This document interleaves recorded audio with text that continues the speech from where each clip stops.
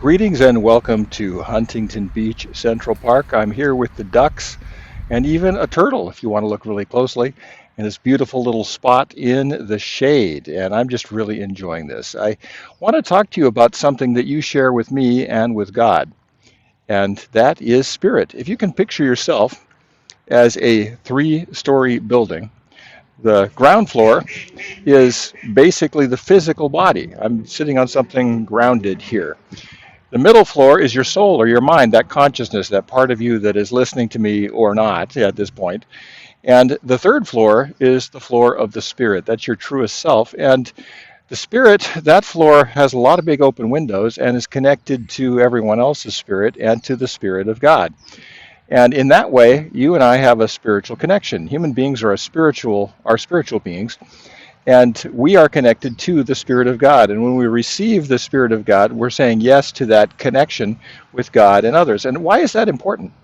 Well, it means that you have access to the mind of God and to the mind of Christ. Now, you might think, well, what does that mean? Because I'm just sitting here doing my thing. Well, it says so here in 1 Corinthians 2, the very last verse. It says, "For who has understood the mind of the Lord so as to instruct him? But we have the mind of Christ."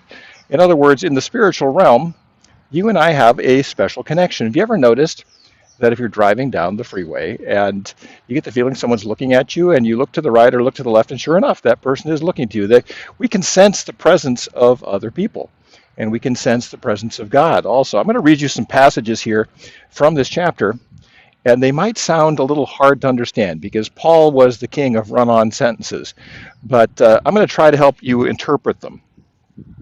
It says here in verse 11, "For who knows a person's thoughts except the spirit of that person which is in him?" That's the third floor, the spirit. "And also no one comprehends the thoughts of God except the Spirit of God.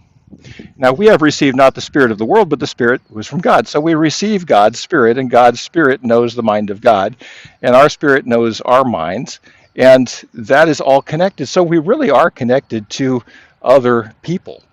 And in that case, it's really important never to slander somebody or judge another person, because you're judging yourself. You're hurting yourself. We're all connected, and anytime we do that, we sin against our very selves. So not sinning in a way is a way of a method of self-preservation. Verse 12, "Now we have received not the spirit of the world, but the Spirit who is from God, that we may understand the things freely given us by God. And we impart this in words not taught by human wisdom, but taught by the Spirit, interpreting spiritual truths to those who are spiritual." Verse 14, "The natural person does not accept the things of the Spirit of God, for they are folly to him, and he's not able to understand them because they're spiritually discerned. The spiritual person judges all things, but is himself or herself to be judged by no one.